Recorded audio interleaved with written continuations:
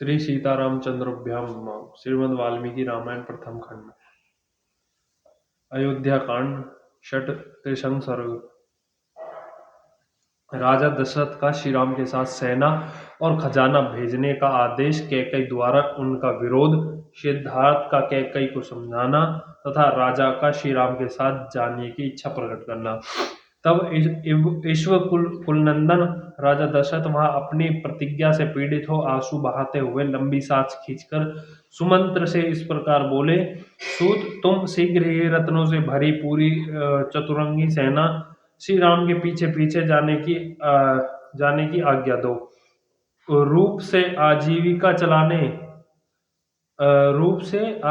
चलाने और रस वचन बोलने वाली स्त्री तथा महाधनी एवं विक्रय योग्य द्रव्यों का प्रसंग करने में कुशल वैश्य राजकुमार श्री राम की सेनाओं को सुशोभित करे, जो श्री राम के पास रहकर जीवन निर्वाह करते हैं तथा जिन मंगलों से यह उनका पराक्रम देखकर प्रसन्न रहते हैं, उन सबको अनेक प्रकार का धन देकर उन्हें भी इनके साथ जाने की आज्ञा दे दे। मुख्य मुख्य आयुध, नगर के निवासी, छक्कड़ तथा वन के भीतरी रहस्यों को जानने वाले व्याध कुकुसनंद भूषण श्री राम के पीछे पीछे जाए। वे रास्ते में आए हुए मृगों और हाथियों को पीछे लौटाते हुए जंगली मधुओं का पान करते और नाना प्रकार की नदियों को देखते हुए अपने राज्य का स्मरण नहीं करेंगे। श्री राम निर्जल वन में निवास करने के लिए जा रहे हैं, अतः मेरा खजाना और अन्न भंडार ये दोनों वस्तुएं इनके पास जाए।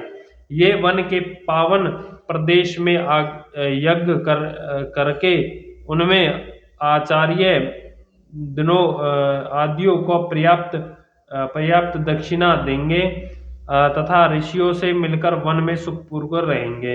महाभाव भरत अयोध्या का पालन करेंगे और श्रीमान राम को संपूर्ण मनोवांछित भोगों से संपन्न करके यहाँ से भेज दिया जाए। जब महाराज दशरथ ऐसी बात कहने लगे तब कैकई को बड़ा भय हुआ, उनका मुंह सूख गया और उनका स्वर भी रुंध गया। वह कैकई राजकुमारी विषादग्रस्त एवं ग्रस्त होकर सूखे मुंह से राजा की ओर मुंह करके बोली, श्रेष्ठ महाराज, आपका सारभाग पहले ही पी लिया गया है। उस आस्वाद रहित सुराग को जैसे उसका सेवन करने वाले लोग नहीं ग्रहण करते, उसी प्रकार इस धनहीन और सूने राज्य को जो कदापि सेवन करने योग्य नहीं रह जाएगा, भरत कदापि ग्रहण नहीं करेंगे। कैकई लाज छोड़कर जब वह अत्यंत दारुण वचन बोलने लगी, तब राजा दशरथ ने उन्हें शिवालोचना कैकई से इस प्रकार कहा, अन्यर्थे अतिहीनकारी, तू राम को वनवास देकर दुर्हम भार में लगाकर जब मैं उस भार को ढो रहा हूं, उसी अवस्था में क्यों अपने वचनों का चाबुक मारकर मुझे पीड़ा दे रही है। इस समय जो कार्य तूने आरंभ किया है, अर्थात श्री राम के साथ सेना और सामग्री भेजने में जो प्रतिबंध लगाया है, उसके लिए तूने पहले ही क्यों नहीं कहा प्रार्थना की, अर्थात पहले ही यह क्यों नहीं कहा दिया कि श्री राम को अकेले वन में जाना पड़ेगा, उसके लिए साथ सेना आदि सामग्री नहीं जा सकती। राजा का यह क्रोध युक्त वचन सुनकर सुंदरी कैकई अपनी अपेक्षा दोना क्रोध करके उनसे इस प्रकार बोली, महाराज, आपके ही वंश में पहले राजा सगर हो गए हैं। उन्होंने अपने ज्येष्ठ पुत्र असमंजस को निकालकर उसके लिए राज्य का दरवाजा सदा के लिए बंद कर दिया था। इसी तरह इनको भी यहाँ से निकाल जाना चाहिए। उसके लिए ऐसा कहने पर राजा दशरथ ने कहा, धिक्कार है। वे जितने लोग बैठे थे सभी लज्जा से गड़ गए, किंतु कैकई अपनी कथन के अनौचित्यता क्यों अथवा राजा द्वारा दिए हुए धिक्कार को औचित्य नहीं समझ सकी। उस समय वहां राजा के प्रधान और वायोवृद्ध मंत्री सिद्धार्थ बैठे थे।